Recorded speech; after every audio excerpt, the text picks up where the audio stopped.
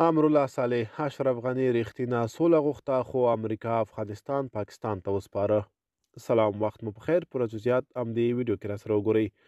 د افغانستان د مخکني ولسمشر لومړي مرستیال امرالله صالح د امریکا بهرنیو چارو د پخواني وزیر د وروستیو څرګندونو په غبرګون کې ویلي چې اشرف غني سوله غوښته خو امریکا په پټه افغانستان راولپنډۍ ته وسپاره.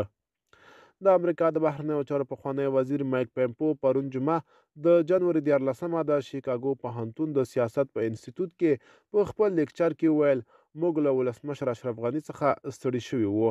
دې کار موږ دې ته اړ کړو چې بالاخره ټول افغانانو د خبرو اترو میز ته راولو. دا هغه هڅه وه چې ولسمشر اوباما د امریکا پخواني ولسمشر څه موده وړاندې کړې وه.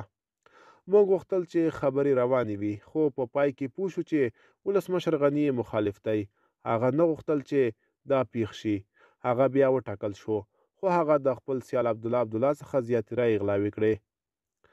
خو د اشرف غني لومړي مرستیال امرالله صالح د پرون شنبې په یوه ټویټ کې ویلي چې ولسمشر محمد اشرف غني رښتینې سوله غوښته خو د امریکا په پټه پریکړه دا وه چې افغانستان راولپنډۍ ته وسپاري تر څو دوی د اوکراین راتلونکې جګړې ته چمتو شي.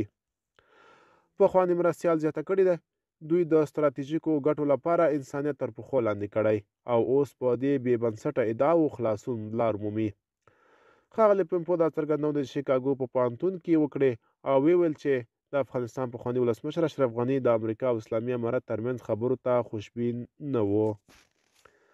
ملګرو که تاسو هم د دې ویډیو په اړه څه نظر لرئ موږ سره کمنټ کې شریک کړئ. د لا ښکلې ویډیوګانو لپاره موږ سره پاتې شئ. تر بیا ښه وخت.